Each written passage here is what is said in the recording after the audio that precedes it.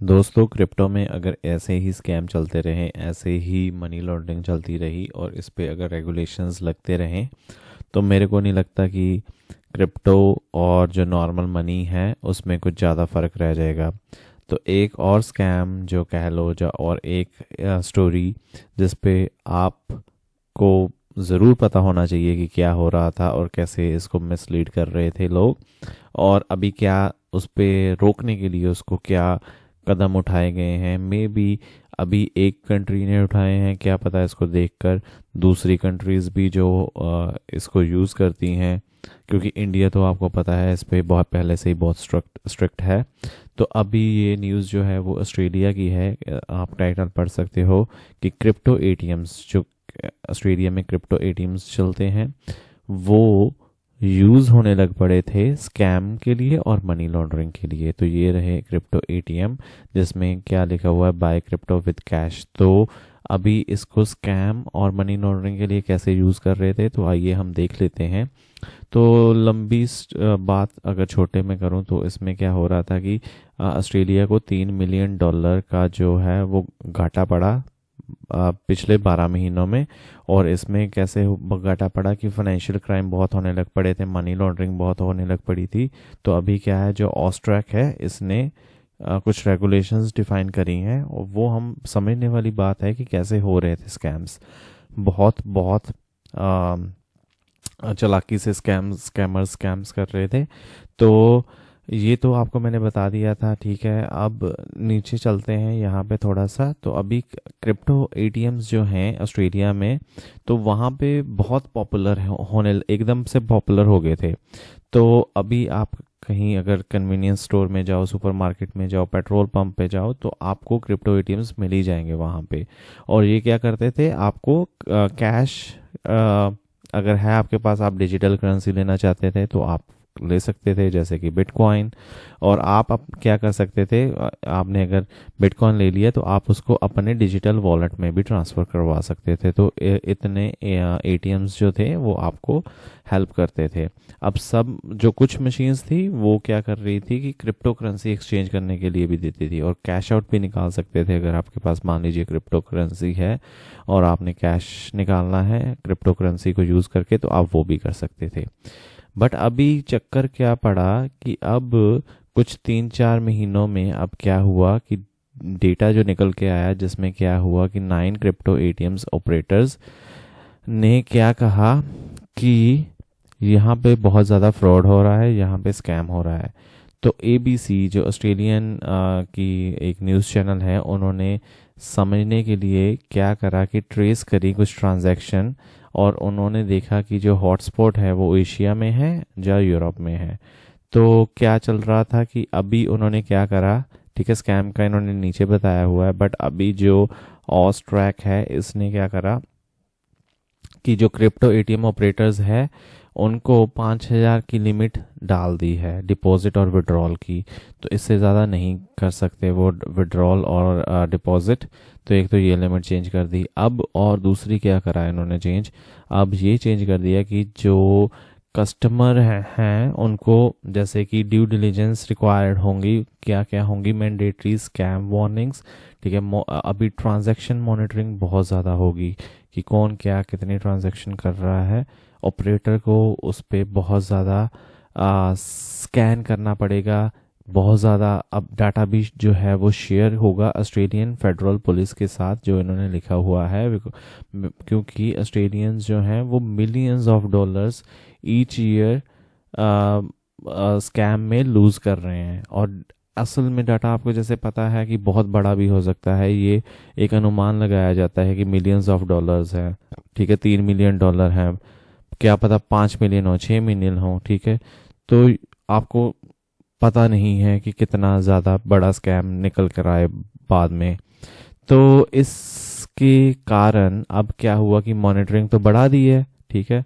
अब जो ऑस्ट्रैक ने, ठीक है, रिफ्यूज़ कर दिया to renew the registration of Harrow's Empire, a small South Australian crypto ATM operator. तो इनका तो लाइसेंस ही कैंसिल कर दिया, ठीक है। The company was order to shut down its 4 machines after the agency found ongoing risk that criminals could exploit them. तो इनके में कुछ इनको स्कैनिंग में कुछ निकल कर आया होगा, तो इन्होंने तो इनका एटीएम तो कैंसिल ही हो गया. This action draws a clear line in the sand and serves as a warning to other digital currency exchange providers that aren't meeting their responsibilities under the Anti-Money Laundering and Counter-Terrorism Financing Act, Mr. Thomas said. अब ये देख लीजिए भैया कि इनका तो बंद हो गया, ठीक है, हैरोज एम्पायर का, और इनको बंद करके इन्होंने क्या मैसेज दिया है, इनके तो 4 एटीएम बंद कर दिए हैं, ठीक है. बाकियों को यही मैसेज कहा है कि अपने रूल्स एंड रेगुलेशन स्ट्रिक्ट करो, जिसमें money laundering, anti money laundering और काउंटर टेररिज्म की जो भी गाइडलाइंस है वो मीट होनी चाहिए, ठीक है. अब और ज़्यादा स्ट्रिक्ट कर दिया है. अब ये देखिए, अब एक बंदा, एक आदमी जिसको स्कैम कर दिया $1.4 मिलियन का, बाप रे बाप, देखिए $1.4 मिलियन. तो $1.4 मिलियन अगर कोई स्कैम हो रहा है तो बहुत बड़ी, बहुत बहुत बड़ी रकम है ये, $1.4 मिलियन, ठीक है. और 150 इंसिडेंट रिपोर्ट हुए हैं अभी तक, ठीक है. और जिसमें कॉमन स्कैम्स क्या था, इन्वेस्टमेंट स्कैम, ठीक है, जिसमें 63 थे, 150 में से 63. एक्सटोर्शन ईमेल्स 35 थी. रोमांस स्कैम्स, ठीक है, 24 थे, बताओ. और मोस्ट विक्टिम्स वर वुमेन ओवर 51. तो ज़्यादातर लड़की, औरतें थी जिनकी एज 50 और 51 से ज़्यादा थी. तो ये है. अब इसमें क्या होता है, क्या करते कैसे थे स्कैम, जैसे अब आपको बताऊं, जो रोमांस स्कैम था, हाँ जी, बातें चल रही हैं, ठीक है, मैनिपुलेट कर दिया, मेरे को पैसे चाहिए, जैसे कि इंडिया में होता ही है, ठीक है, मैं आपको तुम्हें दे दूंगी. तो इसको भी, जो लड़का था, जो आदमी था, उसको काफ़ी बुजुर्ग था, ठीक है, और उसके साथ रोमांस स्कैम हुआ, ठीक है. उसको इतना कन्विंस कर दिया कि उसने $1.4 मिलियन ही ट्रांजैक्शन कर दी उसके अकाउंट में, बताइए. और ये कभी भी मनी वापस नहीं आ सकती. जो यहाँ पे लिखा हुआ है कि अगर, ठीक है, आपने, अब इसने क्या करा, स्कैमर ने कहा आदमी को to make several bank withdrawals, ठीक है, बैंक विड्रॉल से पैसे निकालते रहो, बैंक से निकालते रहो और डिपॉजिट करते रहो क्रिप्टो एटीएम्स में, और his funds could not be recovered. अब ये उसके जो फंड्स हैं वो ज़ीरो हो चुके हैं. $1.4 मिलियन, आप इमेजिन करके देखिए कितना बड़ा नंबर है. तो ऑस्ट्रेलिया में अभी क्या है, ये 3rd highest numbers of crypto ATMs हैं इसके पास, आफ्टर यूएस एंड कनाडा, ठीक है. यूएस और कनाडा में सबसे ज़्यादा हैं, और तीसरे नंबर पे आता है ऑस्ट्रेलिया. 2019 में जस्ट 23 मशीन्स थी अक्रॉस ऑस्ट्रेलिया, अभी क्या हो गई, 1800 से ज़्यादा हो गई थी. तो इसीलिए जो जितना ज़्यादा ग्रोथ होती है उतने ज़्यादा रिस्क भी रहता है, ठीक है. तो अभी रिस्क यही आ गया कि इलिसिट एक्टिविटीज़ होने लग पड़ी, ठीक है. अब विक्टिम्स पे स्कैम होने लग पड़ा, ड्रग परचेजेस, मनी लॉन्ड्रिंग, तो ये सब सारा कुछ हो गया. और ये इन्होंने बताया हुआ है कि कहाँ कहाँ कितने कितने एटीएम्स थे, ठीक है. सिडनी में सबसे ज़्यादा है, यहाँ पर आप देख सकते हो 640, बाकी मेलबर्न में 391, ब्रिस्बेन 326, फलाना दिन का जो भी है, सब जगह थोड़े थोड़े इन्होंने रखा हुआ था.